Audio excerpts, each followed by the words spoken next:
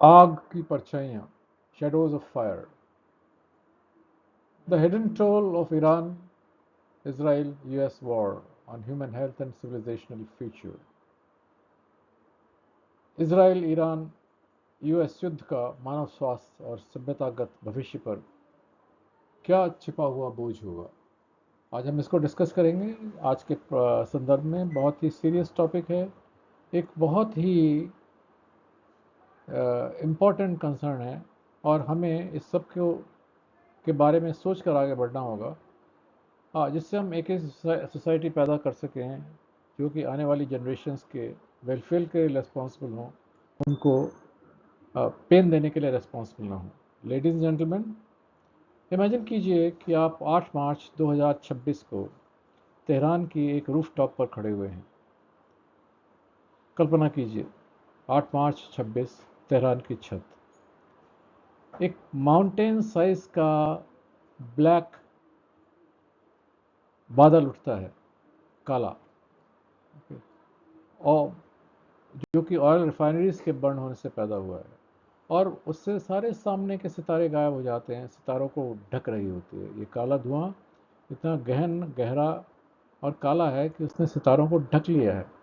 फिर अगले दिन, थोड़ी देर बाद ही, अगले दिन ही नहीं बल्कि थोड़ी देर बाद ही एसिडिक ब्लैक रेन होती है, जो आंखों में चुभती है, आंखों में चुभन पैदा करती है, स्किन पर बर्निंग, तो स्किन पर त्वचा में जलन पैदा करती है, और जिसके अंदर ऐसा विष है, इतने टॉक्सिन्स हैं जो कि बच्चों के लंग्स में आने वाले दशकों तक भरे रहेंगे।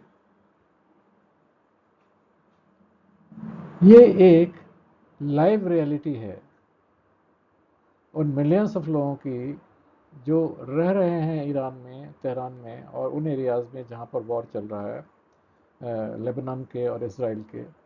और ये 28 फरवरी को स्टार्ट हुआ और अब तक लगातार चल रहा है बिना रुके। केवल 31 दिन में 3000 डेड, 43 लाख से ऊपर डिस्प्लेस्ड, उनके पास रहने के घर नहीं है, और उससे अधिक जो क्लाइमेट गैसेस रिलीज हुई हैं वो इतनी हैं 31 दिन की, जो आइसलैंड पूरा एक वर्ष में जलवायु में गैसें छोड़ता है।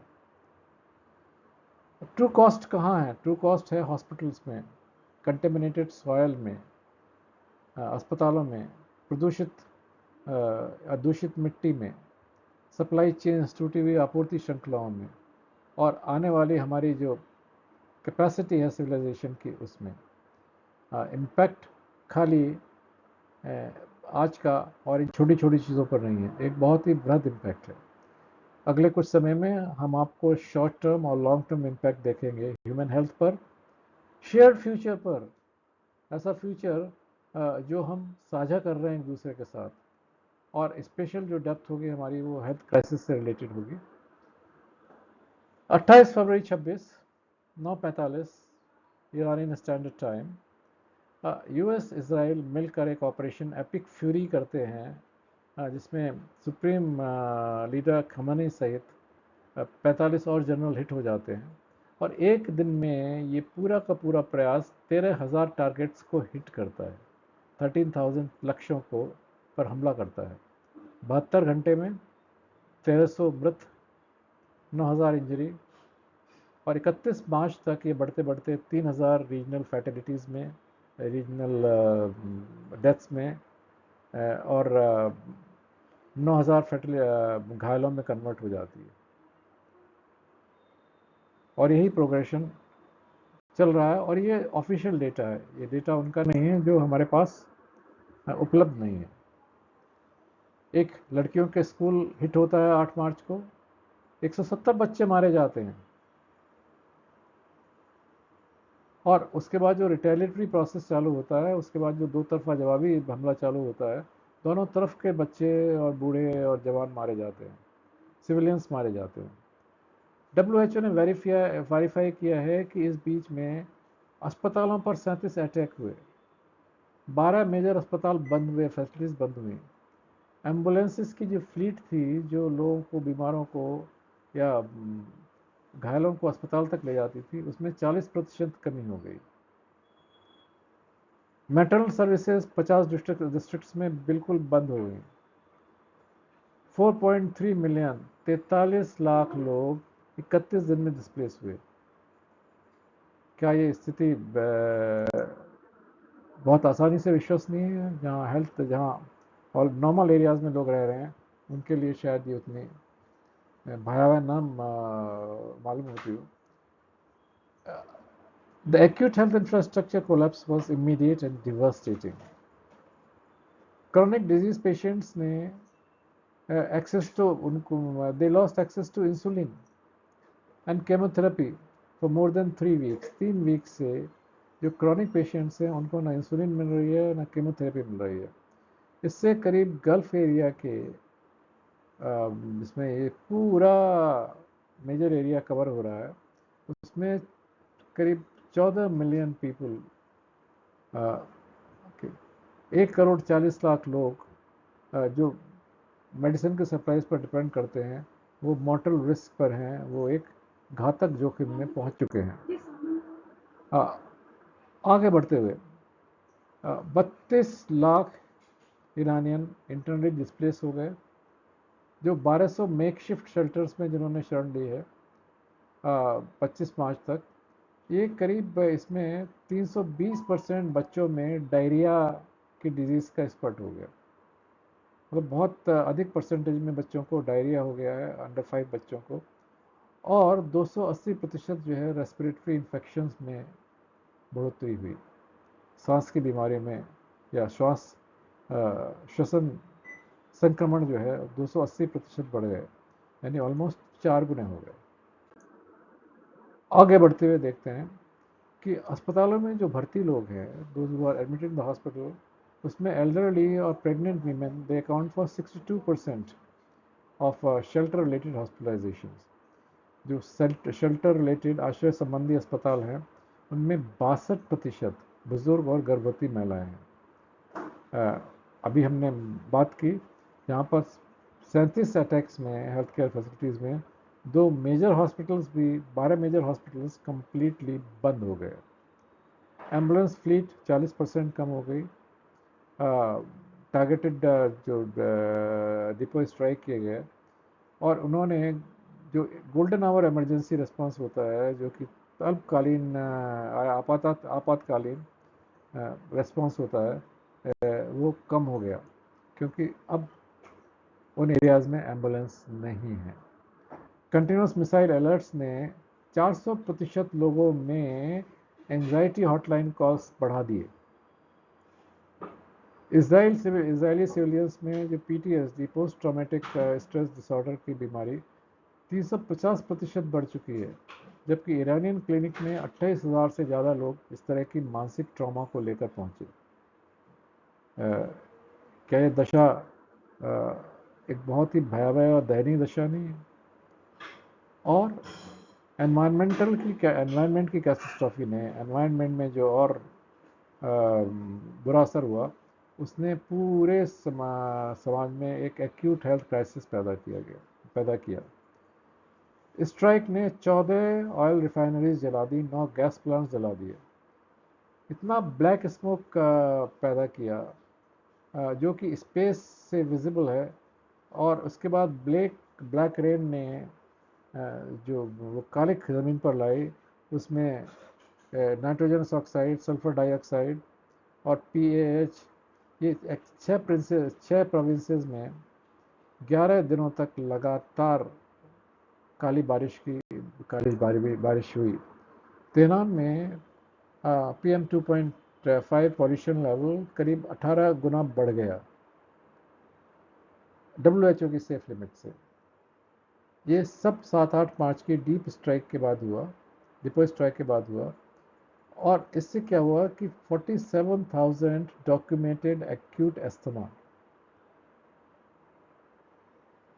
दर्ज किए हुए तीव्र अस्थमा के दौरे बढ़े और वाइड स्प्रेड आँखों में और स्किन में जलन पैदा हुई।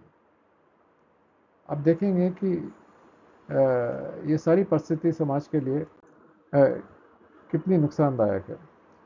जो विषैले कार्बनिक कंपाउंड से, टॉक्सिक ऑर्गेनिक कंपाउंड से उन्होंने इमीडिएट कार्डियोवास्कुलर स्ट्रेन डाली, हार्ट पर स्ट्रेन डाली, जो कि 1991 क्वेथ फायर कोहोर्ट्स के बिल्कुल ऑलमोस्ट बराबर थी। और इन पहले 14 दिनों में खाली 5 मिलियन टन से ज़्यादा कार्बन डाइऑक्साइड वातावरण में उसका उत्सर्जित हुआ या वो पैदा हुआ, बढ़ा। ब्लैक कार्बन एरोसॉल्स जो ट्रैप हुए क्लाइमेट ड्रिवन टेम्परेचर इन्वर्जन से और तेहरान वैली में, उसने करीब 5 गुने लोगों को सांस के ऑर्डर से एडमिट कराया। और ये सबसे बड़ा जो वर्ल्ड ग्रुप है वो था।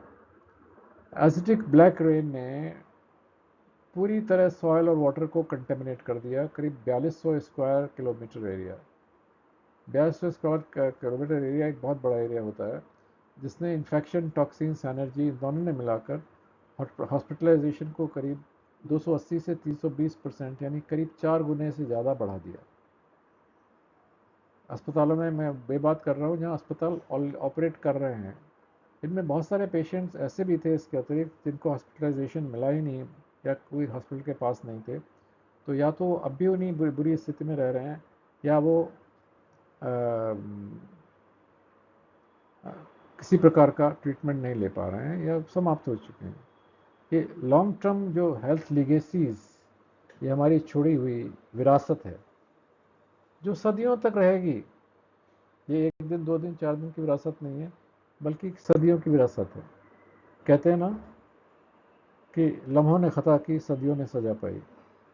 ये सज़ा इन कंट्रीज़ में, यहाँ के लोगों में, आसपास के लोगों में, आसपास की कंट्रीज़ में, even Iran से as far as India and Uzbekistan and other countries, it is going to flow. I mean, leave aside the regions which are directly connected, like Pakistan, like Afghanistan, like Iraq, Syria, most of Middle East countries. It is going to cross all these limits and spread maybe up to Europe to some extent. आने वाली generation realise करेगी कि एक war ने कितना devastation किया। PAH और PM 2.5 जो कि फायर से पैदा होते हैं, उन्होंने ये एक्सपेक्टेड है कि ये 15% राइज करेंगे लंग कैंसर में ओवर नेक्स्ट डिकेड। और स्पेशली वो डाउन हिल प्रोविंसेस हैं, जिस तरफ हवा बहती है, वहाँ पोस्ट गल्फ वार में ये सब चीज़ें होंगी ही। कालिक ने, सूट ने और डायऑक्सिन फॉलआउट जो across 1.1 million hectare of farmland हुआ है, 11 लाख हेक्टेयर फार्मलैंड में हुआ है, वो रेस्पिरेटरी बर्डन सहेगा 25 साल से अधिक। हैवी मेटल जो टॉक्सिन लेवल्स हैं 12 गुने हो गए हैं लीगल लेवल्स से, और ये ग्राउंड वाटर में भी फैल गए हैं, जो कि करीब 14 मिलियन यानी 1.4 करोड़ लोगों को सर्व करता है। भूजल भी विषाक्त हो गया है, जो कि पीने लायक नहीं रहा है। क्या इन सब चीज़ों के बारे में कोई सोच रहा है? क्या कोई कंसर्न है? हम तरह तरह के समाचार देखते हैं, लेकिन इस तरह के समाचार आपको कहीं पर एक साथ नहीं मिलेंगे। गर्भ में और प्रारंभिक बचपन में utero and early childhood exposure risk एक ने ट्रांस जनरेशनल जेनेटिक डैमेज किया है। बहुत सारे नए जनरेशन में ओवेरियन डिसफंक्शंस और कार्डियोवास्कुलर इफेक्ट्स जो हैं वो बेसिकली जेनेटिक होंगे, जो कि शुरू से ही होंगे। ये डिफरेंट स्टडीज़ का कंक्लूजन है, ये कोई हमारा अपना कंक्लूजन नहीं है। मैटरनल मॉर्टेलिटी अभी 45% करीब बढ़ जाएगी नेक्स्ट 2 ईयर्स में, जबकि जो प्रोग्राम वैक्सीनेशंस का जो इंटरप्ट हुआ है मीजल्स का, पोलियो का, उससे करीब 14 लाख बच्चों में नए तरह की बीमारियां बढ़ने का जोखिम ज़्यादा पैदा हो गया है। कार्डियोवास्कुलर इम्पैक्ट अकेला फोकस करता है कि 8000 प्लस हार्ट डिजीज डेथ्स 2035 तक होंगी, aligning with 72% of pollution related mortality. इसमें ज़्यादातर जो होंगे वो पॉल्यूशन इम्पैक्ट के कारण होंगे। ये दोनों की जो सैनरीज मिलाकर जो इम्पैक्ट डालेंगे। मेंटल हेल्थ क्राइसिस करीब करीब बराबर ही और उतने ही गहरे हैं। Post traumatic stress syndrome, stress disorder में करीब 350% का सर्ज इसराइल में हुआ अभी, जैसे मैंने बताया, जो कि 4.5 गुना का करीब हो गया। और 28,000 नए केसेस 28 मार्च तक ईरान में रिपोर्ट हुए। और ये एक्चुअली वो हैं जो कि अंडर रिपोर्टेड हैं। बहुत सारे ऐसे केसेस हैं जो जाते ही नहीं हैं। और ये सब चीज़ें जो हैं वो इंटर जनरेशनली अगले 25 साल तक प्रिवेल करेंगी। इसका मतलब डिप्रेशन, एंजाइटी डिसऑर्डर्स बढ़ते चले जाएंगे।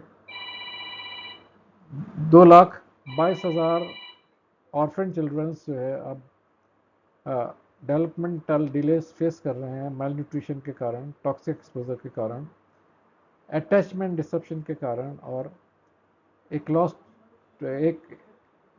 जनरेशन को क्रिएट कर रहे हैं। ये अनाथ बच्चे विषाद संपर्क और लगाव व्यवधान से में विकासात्मक देरी होगी और ये एक अजीब सी खोई हुई पीढ़ी पैदा कर रहे हैं। ग्लोबल संदर्भ में देखें तो हम इस वॉर ने ग्लोबल फार्मास्यूटिकल्स ट्रांजिट को पूरी तरह डिस्टर्ब कर दिया है। एक 1.2 मिलियन वैक्सीन डोजेस और इंसुलिन डोजेस नहीं पहुंच पा रही हैं और मेडिकल हीलियम सप्लाईज भी 65% कम हो गई हैं, जिससे 400 plus hospitals world wide impact में हैं। अभी इम्पैक्ट खाली उस सीजन का नहीं है जहां वॉर हो रहा है, ये इम्पैक्ट पूरे ही विश्व स्तर का है। ये जो कास्केडिंग फेलियर्स हैं, जो ग्लोबल इंटरडिपेंडेंस को वेपनाइज कर रहे हैं, ये एक्चुअली ऐसी डिजीज़ जो हम वैक्सीन से बचा लेते थे उनको भी रिसर्च करने में हेल्प कर रहे हैं। और कम से कम लो इनकम नेशंस में ये बीमारियां बहुत तेज़ी के साथ बढ़ेंगी। Black carbon already Himalayan glaciers को मेल्ट करा रहा है। आप देख रहे हैं बार बार वेस्टर्न डिस्टर्बेंसेस से पूरा इंडिया सफ़र कर रहा है। वाटर सिक्योरिटी 2 बिलियन एशियंस की अगले कई सालों तक इम्पैक्ट हो रही है। फार्मलैंड डैमेज हो रहा है। फर्टिलाइज़र शॉर्टेज भी बढ़ेगा, जिससे करीब 45 million 4 crore 50 lakh acute hunger cases 2026 तक बढ़ेंगे, जो कि ऑलमोस्ट एक बहुत बड़े एलिनो के प्रभाव के कारण है। क्या हम ये सब अफोर्ड कर सकते हैं? अब तो समय बीत चुका है, अब हमें अफोर्ड करना ही पड़ेगा। ये करीब 1991 जो कैथी फायर्स से जिनमें और लार्जर अर्बन स्केल पर था, उससे करीब मिलता जुलता पैटर्न है जो कि सोसाइटी को बहुत इम्पैक्ट करने वाला है। आगे बढ़ते हुए हम देखें तो कन्वेंशनल फेज में स्ट्रेटोस्फीयर में किसी प्रकार की कालिक नहीं थी, किसी प्रकार का सूट नहीं था, और एक लिमिटेड एस्केलेशन जो है उससे भी 1 से 1.5% ग्लोबल कूलिंग और 20 से 40% टॉप लॉसेस हो जाते थे। अब जब ओजोन लॉस हुआ है तो ये सीधे 20% हो सकता है। अल्ट्रावायलेट एक्सपोजर बढ़ेगा, जिससे skin cancer, cataracts, immune suppression और एग्जिस्टिंग अस्थमा और ऑर्फन बर्डन भी बढ़ने वाला है। किस प्रकार हम इन चीज़ों को अच्छी तरह और एक्सप्लेन कर सकते हैं मुझे नहीं पता। 15 से 20% लंग कैंसर राइज करेगा। 8,000 एक्सेस डेथ रेट्स होंगी 2035 तक। जेनेटिक जो डैमेज है और वो डीएनए लेवल तक जाएगा। बियॉन्ड 2050 एक intergenerational health debt create करेगा, जो कि आपको वॉर एथिक्स को रिवाइज करना पड़ेगा। War emission plus climate warming can create multiple synergies. Ultimately ये साइनर्जीज जो हैं आपकी ड्रॉट को, सूखे को, हीट को, गर्मी को, और जितने भी हेल्थ फेलियर्स की तरफ, एनवायरनमेंट और गवर्नेंस फेलियर्स की तरफ जो इस सब चीज़ों को तीव्र करते हैं, इन विफलताओं को तीव्र करते हैं। उनको कास्केड करते हैं। ये कॉन्फ्लिक्ट रिवील करता है इल्यूजन ऑफ स्ट्रेटजिक वल्नरेबिलिटी। ये राजनीतिक अयोग्यता या अजेयता के भ्रम को आपके प्रकट करता है, और ये इसलिए है कि हम वॉर एथिक्स को न अपनाकर फ्यूचर जनरेशन्स को मॉर्टगेज कर रहे हैं, हम फ्यूचर जनरेशन्स को गिरवी रख रहे हैं। इसीलिए अब ज़रूरत क्या है? Immediate cease fire, multilateral commitment verification, reopening of humours so that सही टाइम पर सही चीज़ें लोगों तक पहुंच गए, खासकर essential medicine, raw materials and finish goods. ये सब टॉक्सिन्स को कंटेन करने के लिए, और 4.5 मिलियन, 4.5 करोड़ लोगों को हंगर से बचाने में सहायक होंगी। आवश्यकता क्या है? डिप्लोमेसी को रेस्टोर कीजिए। इस क्राइसिस से में बजाय इंडिविजुअल कंट्रीज़ के गवर्नेंस के एक ग्लोबल गवर्नेंस मैकेनिज्म बहुत ज़रूरी है। यूनाइटेड नेशंस जैसा एक सिस्टम बनाना जो कि अल्टीमेटली बाइंडिंग हो, उतना वीक ना हो जितना हमने पीछे क्रिएट किया था, जो एक तरह से कुछ कंट्रीज़ की मोनोपोली बन गई थी। आज बहुत बड़े दुख की बात यह है कि एक देश जिसमें 1.4 बिलियन लोग रहते हैं, मैं इंडिया की बात कर रहा हूँ, उसका यूनाइटेड नेशन सिक्योरिटी काउंसिल में उसकी सीट भी नहीं है। इतना बड़ा देश रिप्रेजेंट ही नहीं कर रहा। अब ये देखिए क्या है, क्या हमारे पास आशा की किरण है, हॉरिजन ऑफ होप है, और क्या हम पुरानी सभ्यता को रिक्लेम कर सकते हैं? समझ जाइए, 3,000 डेथ्स के बावजूद, 4.3 मिलियन डिस्प्लेसमेंट्स के बावजूद, मैसिव एमिशंस के बावजूद, अभी ये जो 31 डे कॉन्फ्लिक्ट है अभी कंटेन किया जा सकता है। ऐसा ना हो कि कुछ और हफ्ते या महीने चलकर ये हाथ से ही निकल जाए। ऐतिहासिक सक्सेस हमें दोबारा से मॉन्ट्रियल प्रोटोकॉल और नए तरह के प्रोटोकॉल बनाने की ज़रूरत है। इंडिपेंडेंट लेसन्स हमारे पुराने कमिटमेंट को फिर से रिन्यू कर सकते हैं। We can again contain pandemics, climate action with the use of modern technology, AI, etc. Choice हमारी है, चॉइस हमारी है, चॉइस मानवता की है। हम जीरो सम जियोपॉलिटिक्स चाहते हैं और या शेयर्ड प्लानिटरी फ्यूचर चाहते हैं। हम शून्य योग राजनीति से परे जाकर साझा भविष्य चाहते हैं, ऐसा भविष्य जहां हमारे बच्चे सुख से और समृद्धि के साथ और हैप्पीनेस के साथ पनपें। समय है हम बुद्धिमत्ता को चुनें, समय है हम जीवन चुनें। धन्यवाद।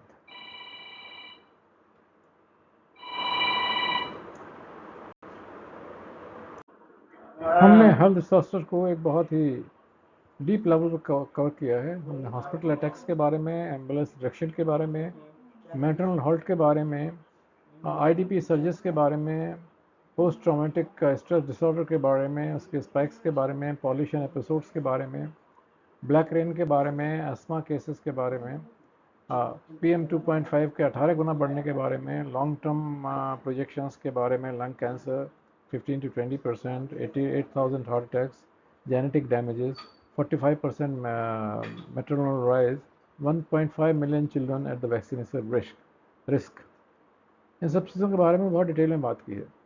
और हमने मेंटल हेल्थ इंटरजनरेशनल ट्रॉमा से सफ़र करते हुए 2,20,000 ऑर्फेंस को और लॉस्ट जनरेशन के बारे में बात की है, और अल्टीमेटली ग्लोबल फार्मा की शॉर्टेजेस और हंगर, ग्लोबल हंगर, बढ़ती हुई ग्लोबल हंगर के रिस्क के बारे में बात की है। इसके साथ ये प्रेजेंटेशन हम समाप्त करते हैं। आशा है कि आपको इससे कुछ मानवता के बारे में सोचने में लाभ होगा।